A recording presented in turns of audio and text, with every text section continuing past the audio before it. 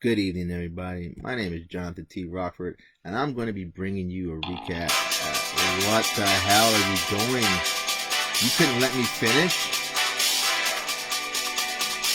Where's the paper at? Oh, thank you.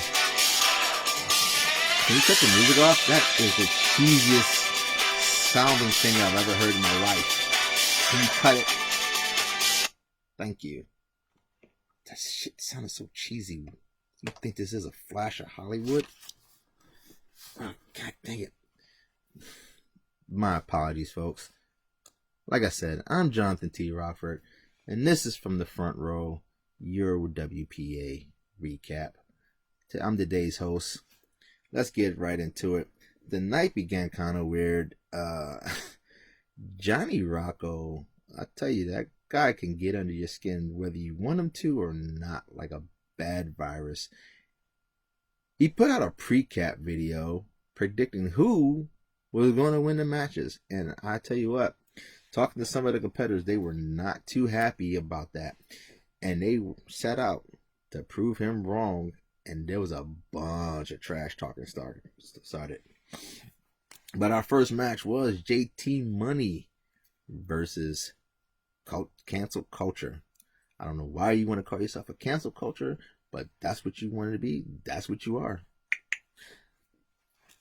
But the match didn't even make it to the ring before they started fighting. They started fighting backstage and had to be separated and then checked out to make sure they were medically cleared to get in the ring. So while we were waiting for those results, our second match started, and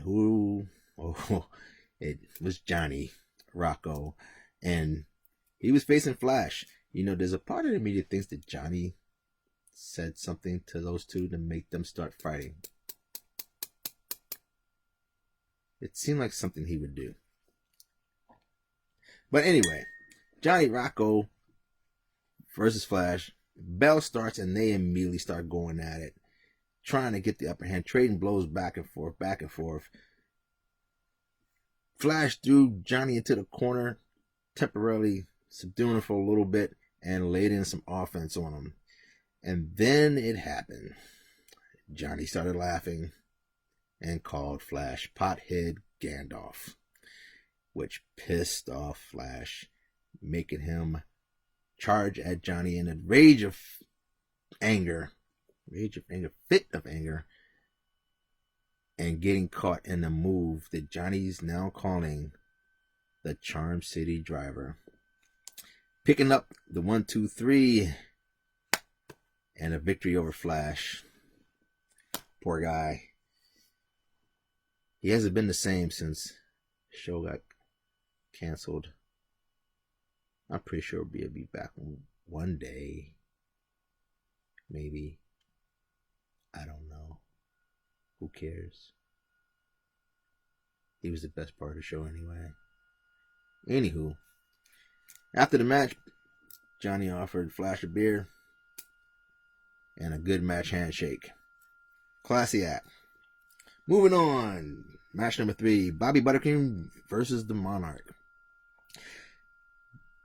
Like I said, this was a strange night. So the Monarch is sitting there waiting for Bobby Buttercream to turn around, to the point the bell rings. So he decides to walk over there and confront him while he's in the corner. And we've all found out that Bobby was sitting there eating a buttered biscuit, and Monarch smacked it out of his hand. So Bobby smacked the Monarch in his face while he still had butter on his fingers, getting the butter into the Monarch's eye, causing his eyes to sting. And then Bobby decided to lay hands on the Monarch and put him in a DDT and got the pin. Yeah. The weird, sickening thing is he went and found that biscuit and continued eating it. But congratulations to Bobby Buttercream on the victory over the Monarch. Match number 4. Ooh, this was a good one. It was the Dark Stalker versus Captain Chaos. And I'll tell you what, it did not disappoint, as both competitors were in a fit of rage, chaos after losing tag team titles, declaring that the current tag team title holders are not his champions. And the Darkstalker, who picked up victory with his partner Johnny, becoming #1 contenders for the tag team titles. So I'm assuming we'll probably see those two somewhere down the road soon.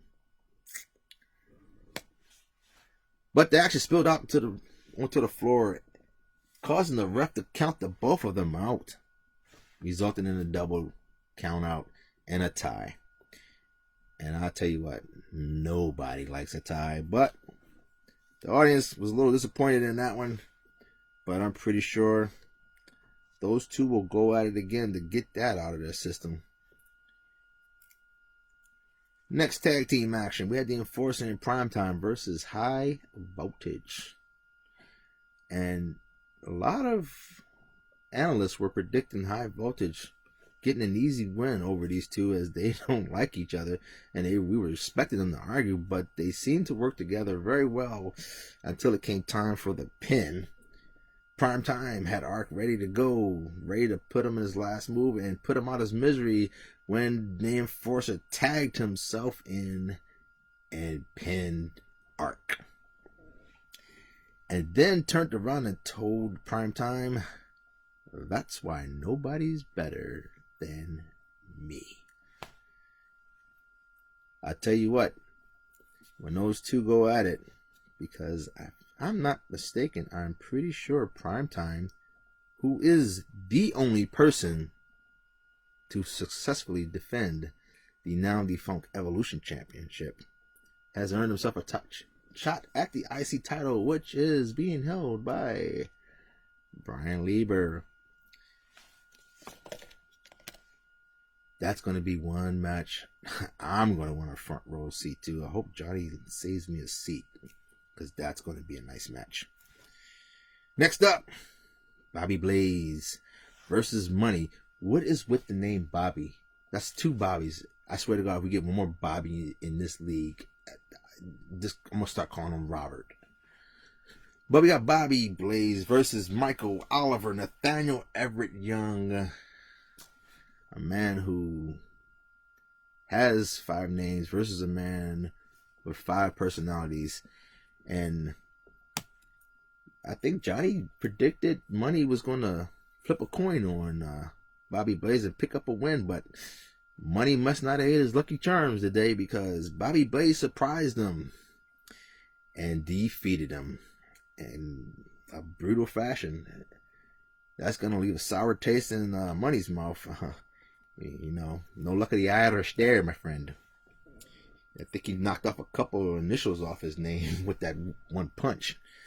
But congratulations to Bobby Blaze for picking up a win over the WPA champion. Oh, that's got to put him in on a road to victory or success for a future title, if he can never climb up the ladder, because he's got some people to get over first in that top 10. So, speaking of which, Professor versus Ty Villain versus Martel Carpenter in a triple threat match that had the weirdest ending I've ever seen. Bell rings, and the Professor rolls out of the ring to let Martel and Ty Villain battle each other first, while he goes and gets a sip of Mountain Dew. That guy really likes Mountain Dew. It's going to be his downfall one of these days. But after he enjoyed his little sip and refreshment, he climbed back in the ring to join the fray. And this is where it got weird. So Martel had knocked Ty Villain down and then turned around to see Professor coming behind him. And they stared at each other. Not in a loving gaze, but in a knowing gaze. Like they were about to team up on Ty Villain. And they did. They teamed up on him and beat him down to the point where they kicked him out of the ring. And we thought, hey, maybe those two, maybe the Professor wants to go at it one-on-one for a little bit with Martel. But we would all be fooled, as Martel after receiving a poke from the professor, laid down in the ring and allowed the professor to pin him.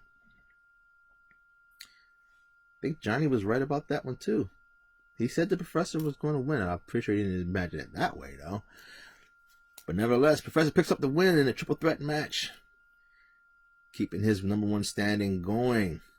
After the match, Professor went and got his Mountain Dew, and he grabbed another one for Martel and handed it to him.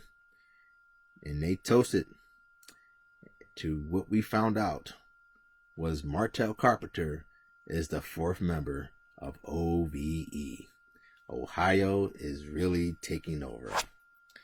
I swear the world is going to shit. On to our main event. David the Beast Smith versus the Wraith.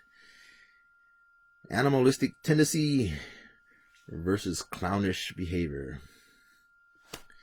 Something's got to give, and it did give as the Beast unleashed a rampage and fury of moves on the Wraith, who put in a little bit of offense, but it wasn't enough, as the Beast not only picked up the win, but retained his WPA television title, showing Johnny Rocco that it was not a fluke that he won that championship. And that is it, folks. One crazy night as we prepare for next upcoming pay-per-view. Be watching out for the post on Facebook. If you like what you saw and you want more and you want to be involved in this, comment down below. I'm Johnathan T. Rokford.